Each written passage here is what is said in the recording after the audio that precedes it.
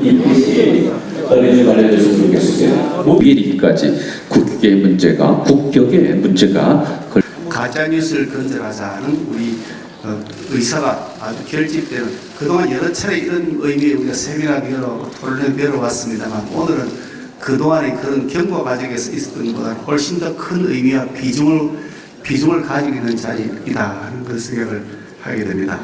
그러다 보니까 언론인들 여기 많이 와 계시고, 또 우리 이동관 위원장께서도 바쁘신 일정을 쪼개서 이렇게 와 계시는데 그만큼 중요한 현안이기 때문이 아닐까 하는 생각을 합니다.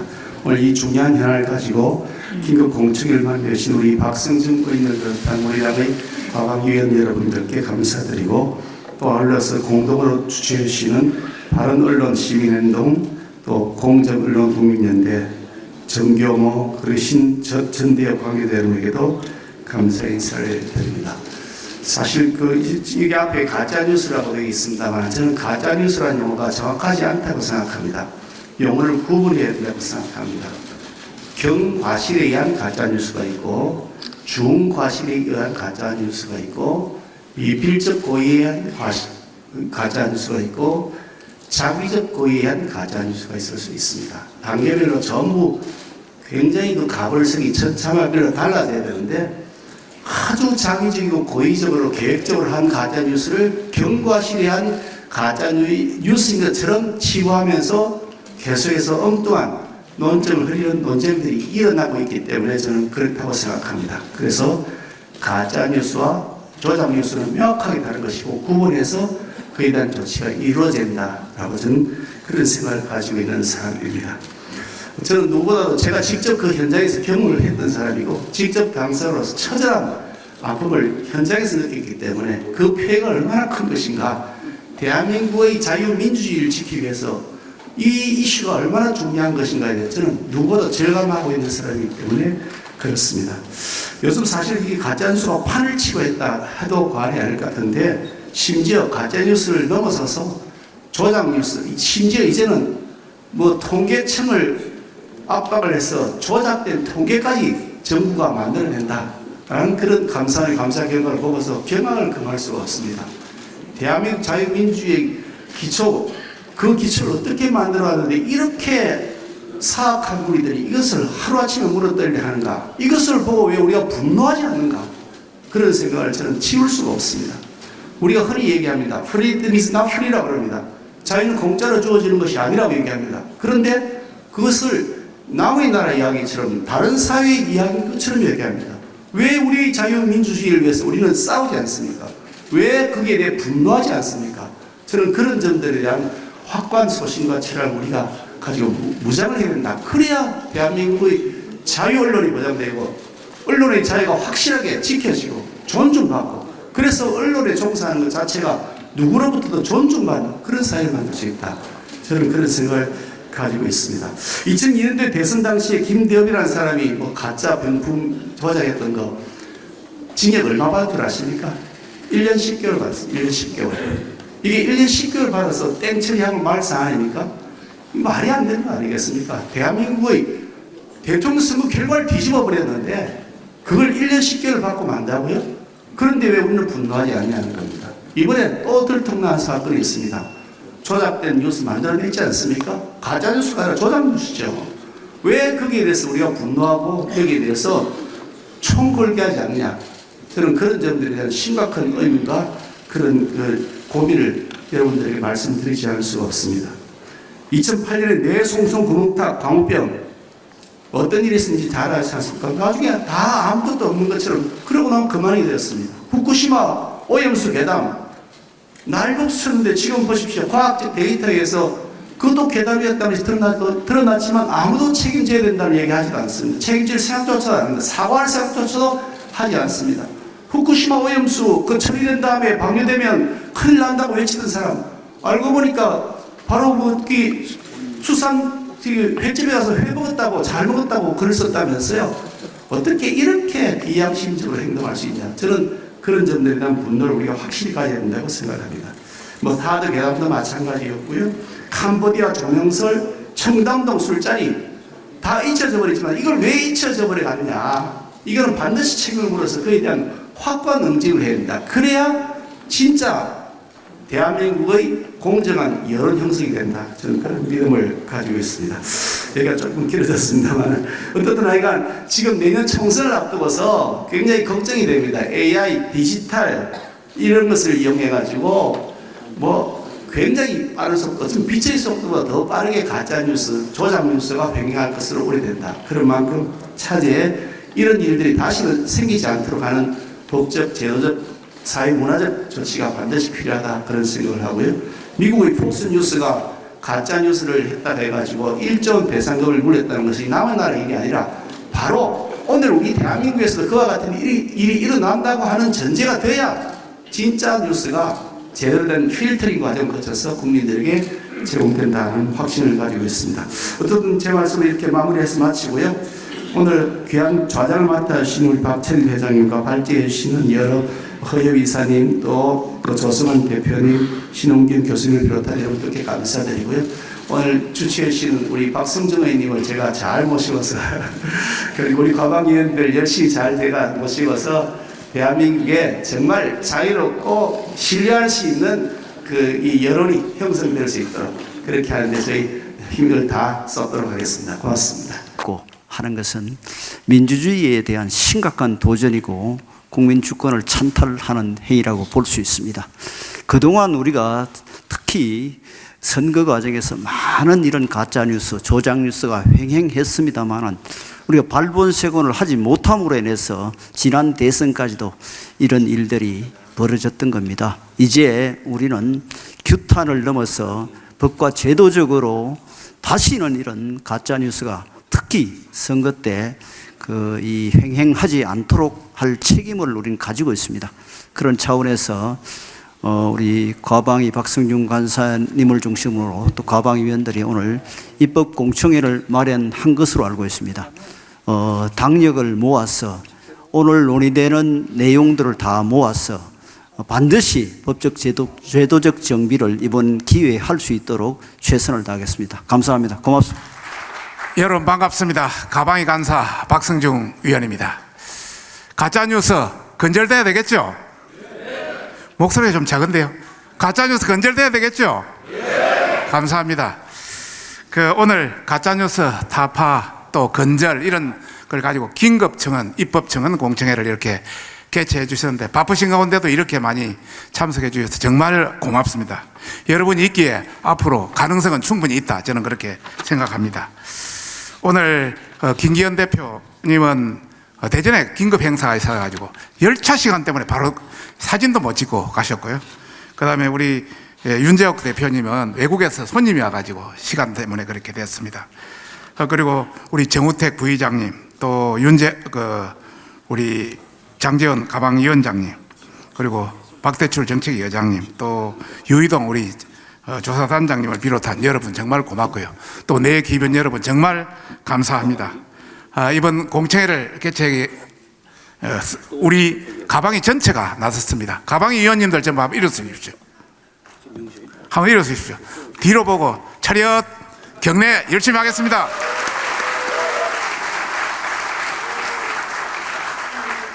또 저희들과 함께 바른 언론 시민행동이라든지 또 공정언론 국민연대라든지 또 사회정의를 바라는 전국의 교수 모임이라든지 또 신전국 대학생 협의회라든지 다양한 단체도 같이 참여하게 되었습니다. 정말 감사드리고 오늘도 자장을 맡아주신 박천일 회장님을 비롯해서 발제를 맡아주신 허엽 이사님, 조승환 대표님, 신흥균 교수님을 비롯한 또 토론자로서 나선 최초로 우리 대표님, 오정환 위원장님, 황다연 변호사님, 김건 의장님, 김우석 과장님을 비롯해서 또 오늘 사회를 맡아주신 김병찬 안원님께도 정말 감사를 표합니다. 여러분 큰 격려의 박수 좀 보내주시기 바랍니다.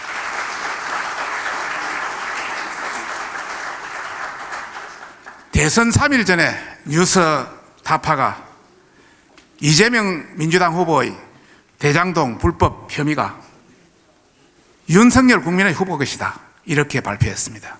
대선 3일 전입니다. 그 녹음은 6개월 전에 했습니다. 6개월 전에 한 것을 3일 전에 공개한 것입니다. 완전히 덮어 씌우기 위한 조작 가짜 인터뷰입니다. 그런데 이것을 그대로 민노총, 민언련을 비롯해서 KBS, MBC, JTBC, 한겨레신문 등등 많은 진보 언론들이 그대로 무비판적으로 했습니다. MBC는 네 꼭지를 보도 방송을 했습니다. 그 결과 국민들이 안 믿을 줄 알았는데 37.9%가 실제로 윤석열 후보가 몸통이라고 믿었습니다. 대선 일주일 전에 여론조사에서 윤석열 대통령이 10% 앞섰는데 당일날 0.7% 앞섰습니다. 완전히 가짜 뉴스 때문에 뒤집힐 그런 사건이었습니다. 반헌법 세력들의 계획이 성공할 뻔했습니다. 이런 걸 이대로 방치해서 되겠습니까? 이 친민주당 세력들, 친좌파 세력들 2008년에 강우병 괴담으로 재미봤습니다. 2010년에 천안함 괴담으로 재미봤습니다. 2017년에 사드 괴담으로 재미봤습니다. 최근에 와서는 청담동 술자리라든지 양평 고속도로라든지 또 후쿠시마 괴담으로 여러 가지 스피커 재미를 보고 있습니다. 이들은 그 외에도 드루킹 사건으로 완전히 뒤엎었습니다. 또 이들은 조국 장관 실검 전쟁을 통해서 여론을 완전히 뒤엎었습니다. 얼마든지 할 수 있는 사람들입니다. 가장 큰 문제는 거대 야당이 이들과 함께 가짜 뉴스에 힘을 보태서 커다란 카르텔을 형성하고 있기 때문에 정말 이런 무분별한 통제를, 이런 괴담을 통제하기 어려운 상황에 이르렀습니다. 그래서 이번에 저희 가방위에서 나섰습니다. 그동안 저를 비롯한 가방위 위원들은 이런 여론 조작과 가짜뉴스 생산을 방지하기 위해서 여러 어떤 정보통신망법 또 공직선거법 이런 개정을 했습니다만 역부족이었습니다. 그런데 이렇게까지 하지 않으면 앞으로 대한민국의 미래는 없다, 민주주의는 없다, 이런 차원에서 이번에 가감히 나섰습니다. 여러분 도와주실 거죠? 예.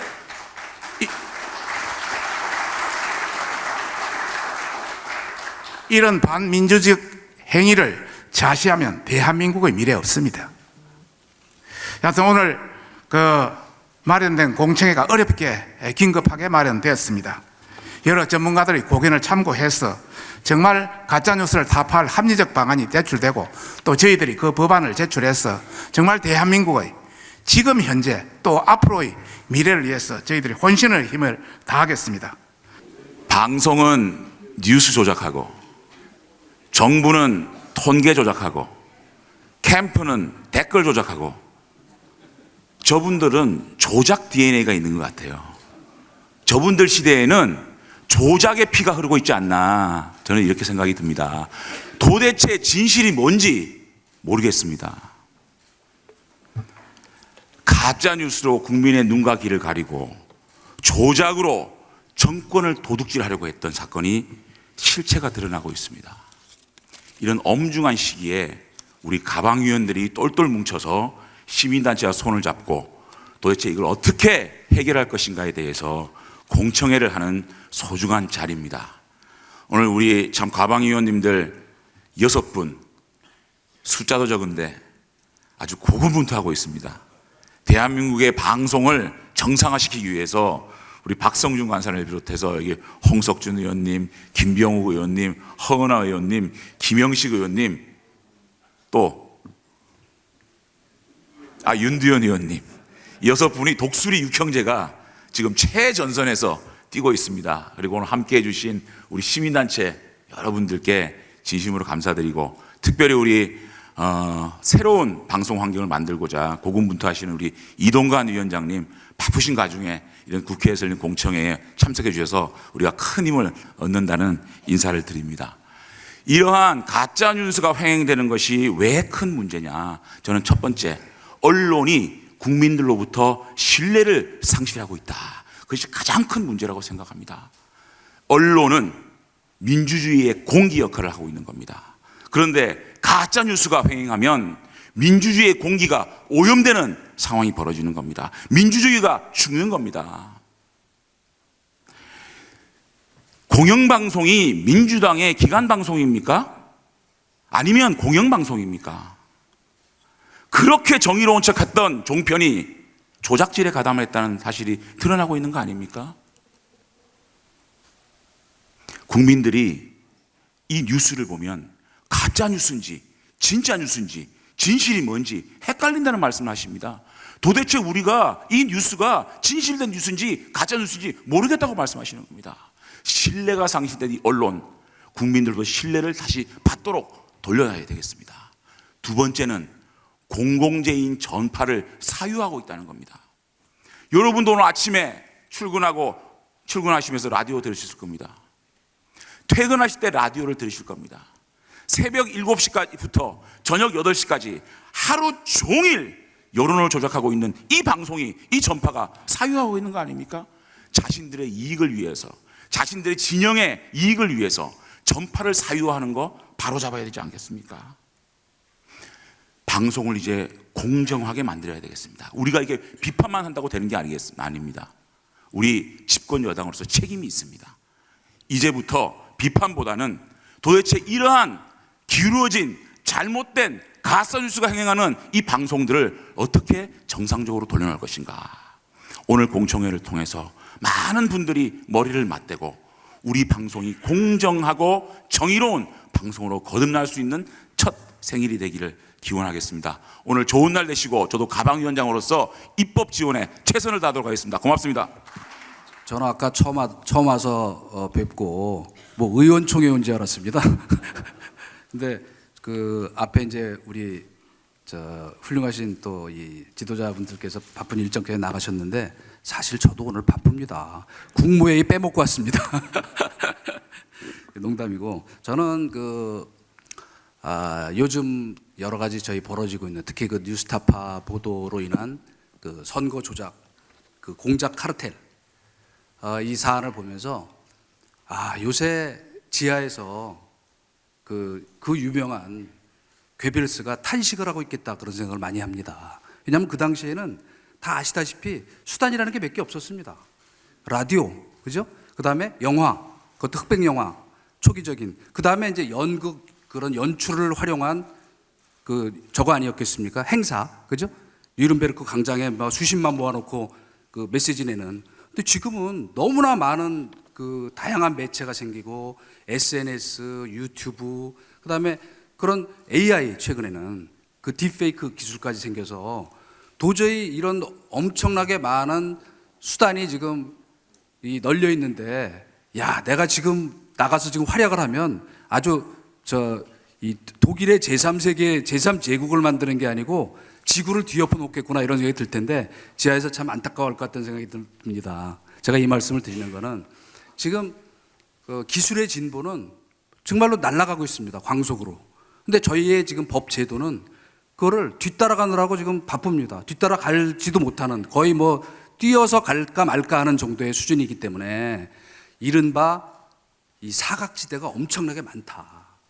그러니까 이거를 물론 법제도만으로 다 얽어서 규제하고 단속할 수도 없지만 중요한 거는 그렇기 때문에 저희가 어떤 상황에 선제적으로 대응하는 게 매우 필요하다는 생각이 들어서 어제 뭐 뉴스에서 보셨겠지만 저희가 일단 급한 대로 그 자율규제 형식을 빌어서 그 선거, 그 다음에 그 재난 상황, 국가 재난 상황, 그 다음에 금융시장에 엄청난 충격을 주는 그 사안, 그리고 개인에게도 도저히 회복할 수 없는 그런 이 치명적인 위해를 주는 사안이면은 긴급히 신고를 받아서 바로 심의를 해서 빠른 시간 내에 삭제 차단 조치를 할 수 있도록 하자 하는 안을 일단 냈습니다만 그래서 이제 발표를 했고 뭐 네이버, 구글까지도 카카오 전부 협조하겠다 그래서 이제 일단은 시작을 합니다만 중요한 건 뭐냐면 이거는 그냥 응급 조치일 뿐입니다.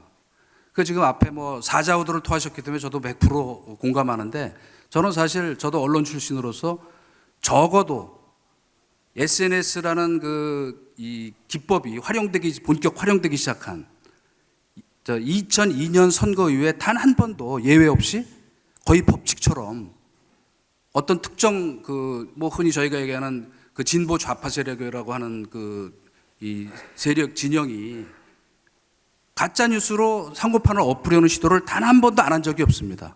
바로 이번 선거에서 지난번 대선에서 벌어졌던 그 윤 커피 사건이죠.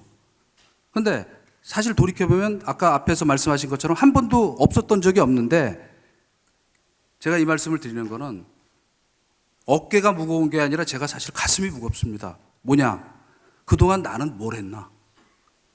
언론인으로서 또 아니면 이 정부에서 일하면서 그렇기 때문에 지금 단순히 어깨가 무거운 게 아니라 이거를 빨리 바로잡지 않으면 이 대한민국이라는 이 국가의 존립 자체가 흔들릴 수밖에 없는 그런 상황이라는 점에서 이제 더 이상은 늦출 수 없다. 그래서 오늘 이렇게 또 많이들 모이신 거 아니겠습니까? 그래서 이제 주려 결론적으로 말씀을 드리면